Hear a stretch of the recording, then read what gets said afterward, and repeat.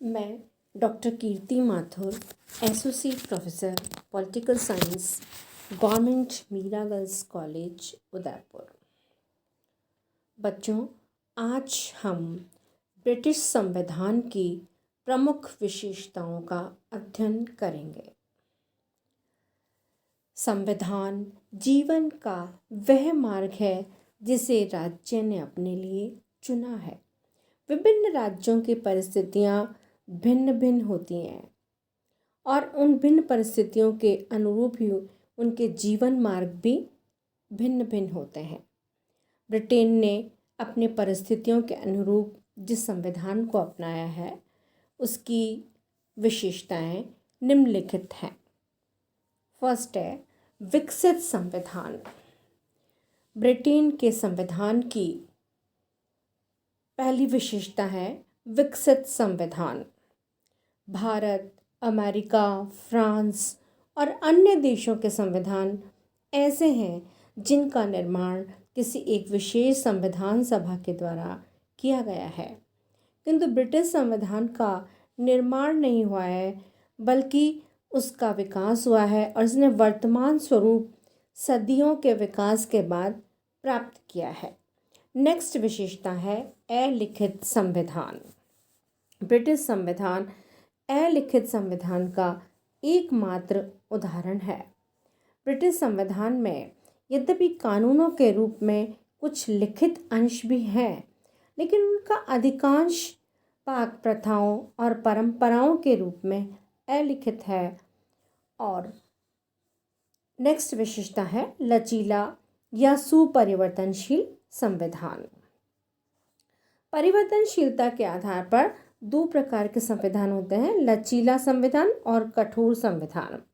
लचीले संविधान में साधारण कानून के निर्माण की प्रक्रिया से ही परिवर्तन किया जा सकता है, किंतु कठोर संविधान में संवैधानिक संशोधन हेतु साधारण कानून निर्माण से भिन्न विशिष्ट प्रक्रिया अपनाई जाती है।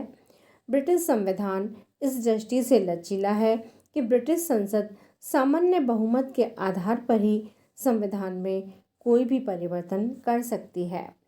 सैद्धांतिक दृष्टि से ब्रिटिश संविधान लचीला है और ब्रिटेन में साधारण कानून और संवैधानिक कानून में कोई अंतर नहीं है, किंतु व्यवहार में ब्रिटिश व्यक्तियों की रूढ़िवादिता और सुस्थापित जनतंत्रीय परंपराओं ने संविधान की मूल व्यवस्थाओं में परिवर्तन का कार्य अत्यधिक कठिन कर दिया है।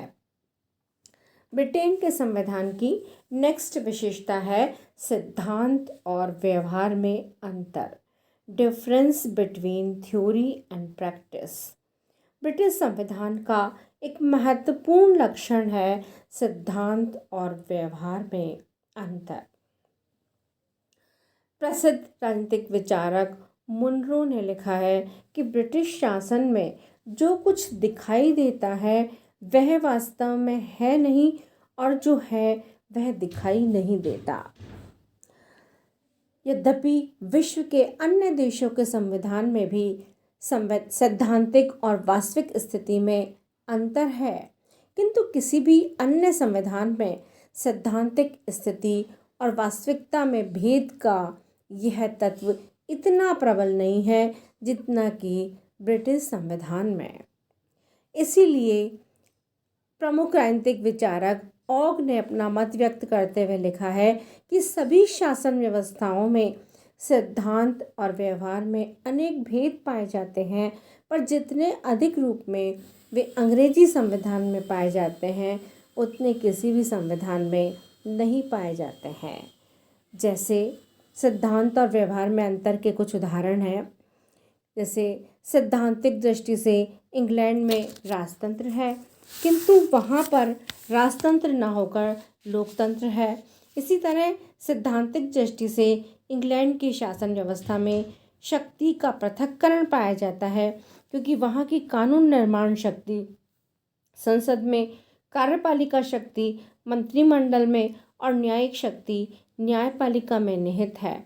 किंतु इंग्लैंड में संसदीय शासन व्यवस्था है और वहाँ शक्तियों के पृथक्करण के स्थान पर शक्तियों का केंद्रीयकरण या सामंजस्य देखा जा सकता है।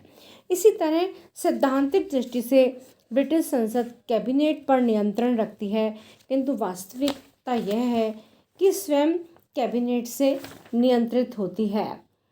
सैद्धांतिक दृष्टि से ब्रिटिश शासन व्यवस्था चाहे निरंकुश राजतंत्रात्मक हो, जहाँ तक व्यवहार का संबंध है ब्रिटेन निश्चित रूप से एक लोकतांत्रिक गणराज्य है।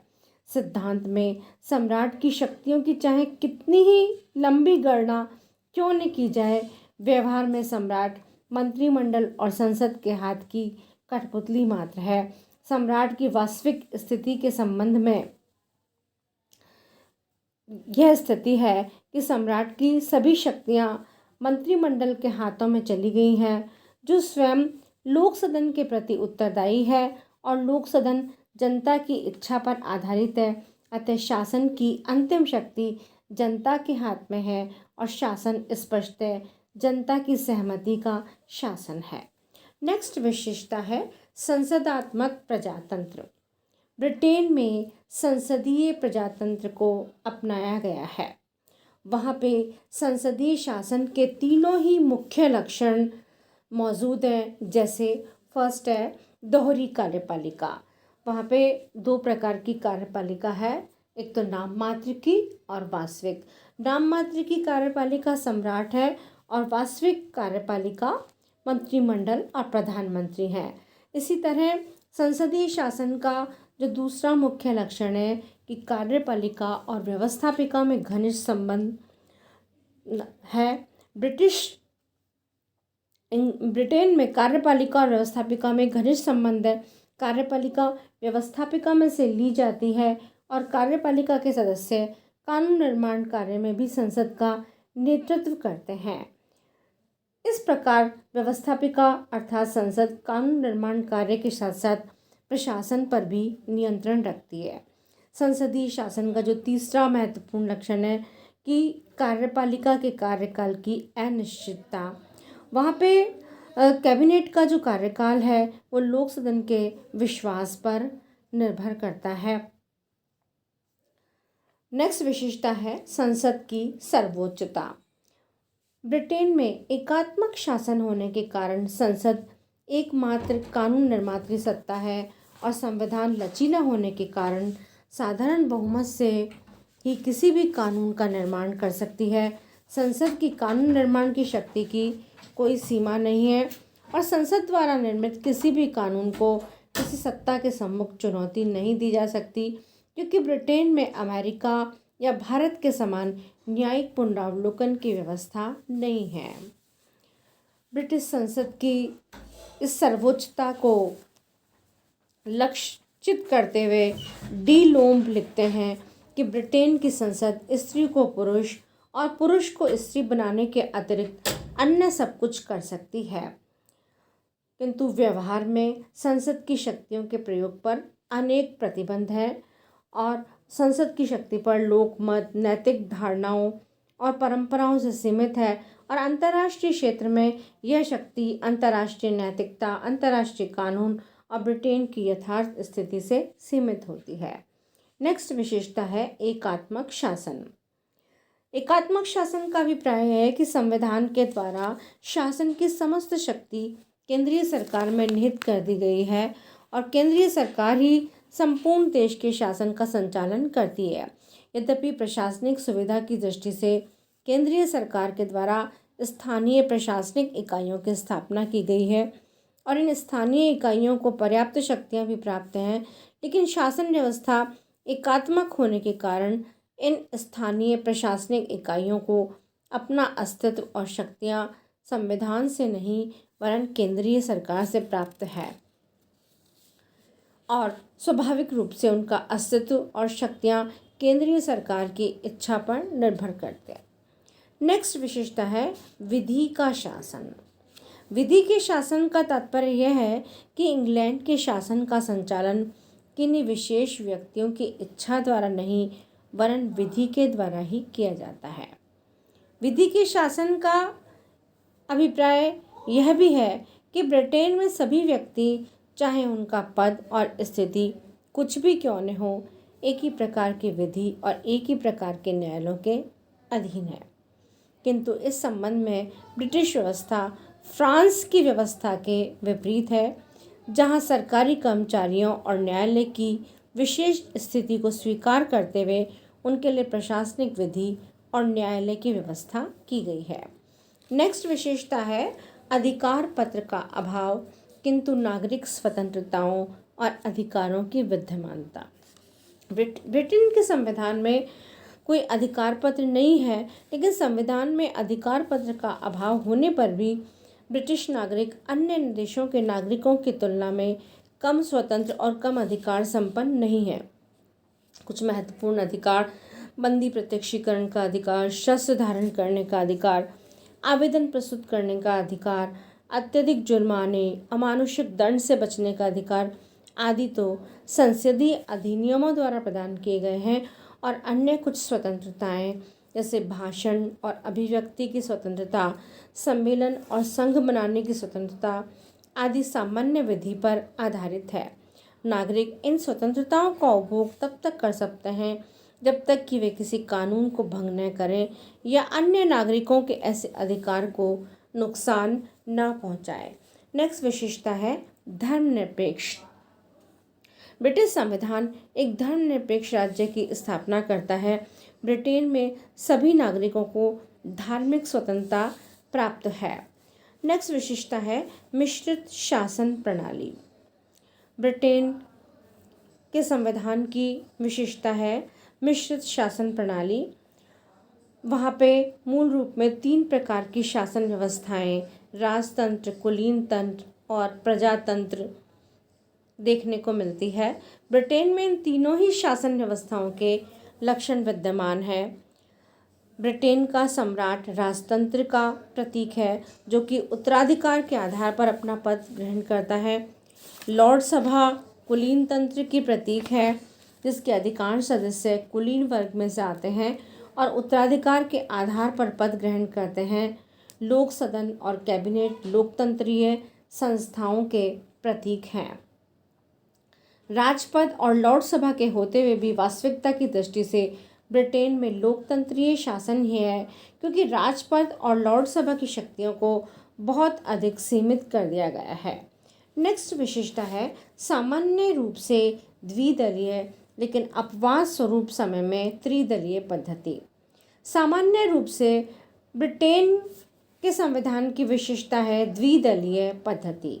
द्विदलीय पद्धति का अभिप्राय है कि राजनीतिक व्यवस्था में राजनीतिक दलों के गठन की स्वतंत्रता होते हुए भी प्रमुख रूप से 2 राजनीतिक दलों की ही विद्यमानता, जिनमें से जनता एक राजनीतिक दल को शासन दल की स्थिति प्रदान करे और दूसरा दल प्रमुख विरोधी दल के रूप में कार्य करे। यह सामान्य स्थिति है, किंतु अपवाद स्वरूप समय में किसी एक राजनीतिक दल को लोक सदन में स्पष्ट बहुमत प्राप्त नहीं होता है, तो ऐसी स्थिति में गठबंधन सरकार अर्थात मिलीजुली सरकार का गठन होता है। सेकेंड वर्ल्ड वॉर के बाद अर्थात 65 वर्ष बाद मई 2010 में संपन्न आम चुनावों ने अनुदार दल और लिबरल डेमोक्रेटिक पार्टी की गठबंधन सरकार को जन्म दिया। 65 वर्ष बाद यह स्थिति बनी। स्वाभाविक रूप से इसे अपवाद स्वरूप स्थिति ही कहना होगा। सामान्य रूप से मतदाताओं की पसंद है द्विदलीय पद्धति और एक ही राजनीतिक दल की सरकार। नेक्स्ट विशेषता है सीमित रूप में शक्ति विभाजन का सिद्धांत। शक्ति पृथक्करण सिद्धांत के प्रतिपादक मॉन्टेस्क्यू का विचार था कि ब्रिटिश शासन पद्धति का एक विशेष गुण शक्ति विभाजन का सिद्धांत है। ब्रिटेन में संसदीय शासन है और संसदीय शासन में कार्यपालिका और व्यवस्थापिका में घनिष्ठ संबंध होता है, परस्पर संबंधित होती हैं। अतः ब्रिटेन में ऐसा ही और शक्ति पृथक्करण सिद्धांत को उत्तरदायित्व के केंद्रीकरण के सिद्धांत के साथ मिश्रित कर दिया गया है। ब्रिटिश मंत्रिमंडल में कार्यपालिका और विधायी शक्तियों का मेल हो गया है, पर न्यायपालिका स्वतंत्र है। नेक्स्ट विशेषता है न्यायपालिका का व्यवस्थापिका और कार्यपालिका से पृथक्करण तथा न्यायपालिका की स्वतंत्रता की संवैधानिक व्यवस्था। व्यवहार के अंतर्गत तो ब्रिटिश न्यायपालिका 2005 ईस्वी के पूर्व भी स्वतंत्र थी, लेकिन अब संवैधानिक सुधार कानून 2005 के द्वारा न्यायपालिका की स्वतंत्रता के लिए संवैधानिक व्यवस्था कर दी गई है। लॉर्ड चांसलर अब कोई न्यायाधीश नहीं है। न्यायिक क्षेत्र में लॉर्ड चांसलर की भूमिका समाप्त कर दी गई है तथा सुधार कानून में कहा गया है कि लॉर्ड चांसलर या अन्य कोई मंत्री किसी विशेष न्यायिक निर्णय या न्यायपालिका के कार्यों को प्रभावित करने की चेष्टा नहीं करेंगे। विधि के शासन के प्रति सम्मान और न्यायपालिका की स्वतंत्रता की रक्षा लॉर्ड चांसलर का प्रमुख कर्तव्य बताया गया है और उसे इस बात की शपथ लेनी होती है।